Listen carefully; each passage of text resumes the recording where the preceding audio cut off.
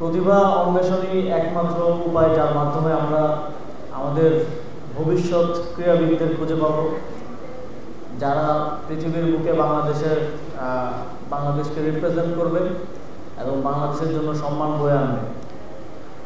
এই ধরনের কার্যক্রমগুলো যুব ক্রীড়া মন্ত্রণালয়ের পক্ষ থেকে আরও কীভাবে বাড়ানো যায়, আরও কীভাবে এনগেজিং করা যায়, আরও অংশগ্রহণমূলক করা যায়, আর সেই বিষয়ে আমরা কাজ করছি। এই প্রতিভা অন্বেষণ কার্যক্রম থেকে যারা বাছাইকৃত হয়েছেন, আমি স্টেজে বসেই বিসিবি প্রেসিডেন্টের সাথে কথা বলছিলাম, তখন ওনাকে আমি বললাম যে আমি ক্রিকেটের কিছু প্রতিভা যাদেরকে আমরা পেয়েছি আমাদের এই 10 দিনের কার্যক্রমের মাধ্যমে আপনার কাছে পাঠাবো। তাদের পরবর্তী পরিচর্যা এবং তাদেরকে ভবিষ্যতের ভালো খেলোয়াড় হিসেবে গড়ে তোলার দায়িত্বটা আপনাদের। ঠিক একইভাবে যে 10টি স্পোর্টসে যারা বাছাইকৃত হয়েছেন প্রত্যেকটি ফেডারেশনের সাথে আমরা সমন্বয় করব, যেন আপনাদেরকে ফেডারেশনের আওতায় নিয়ে আরও প্রশিক্ষণ এবং পরিচর্যার মাধ্যমে আগামী দিনের জন্য প্রস্তুত করার বিষয়ে আমরা ফেডারেশনের সাথে সমন্বয় করব।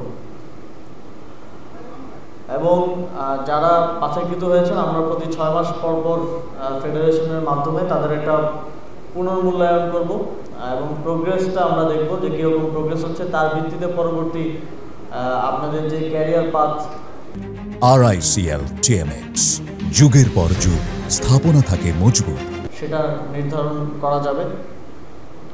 বাছাইকৃতদের মধ্য থেকে আর্থিকভাবে অসচ্ছল খেলোয়াড়দেরকে পারফরমেন্সের ভিত্তিতে তারা যেন হারিয়ে না যায় সেটা নিশ্চিত করার জন্য আমরা আমাদের জাতীয় ক্রীড়াসেবী কল্যাণ ফাউন্ডেশনের পক্ষ থেকে ক্রীড়াবৃত্তির ব্যবস্থা করব।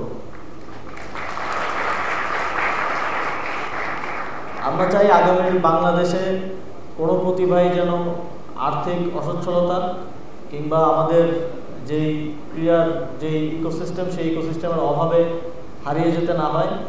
আমরা যেন প্রত্যেকটি প্রতিভাকে তার সর্বোচ্চ পর্যায় পর্যন্ত নিয়ে যেতে পারি। এবং আপনারা যদি দেখেন পৃথিবীর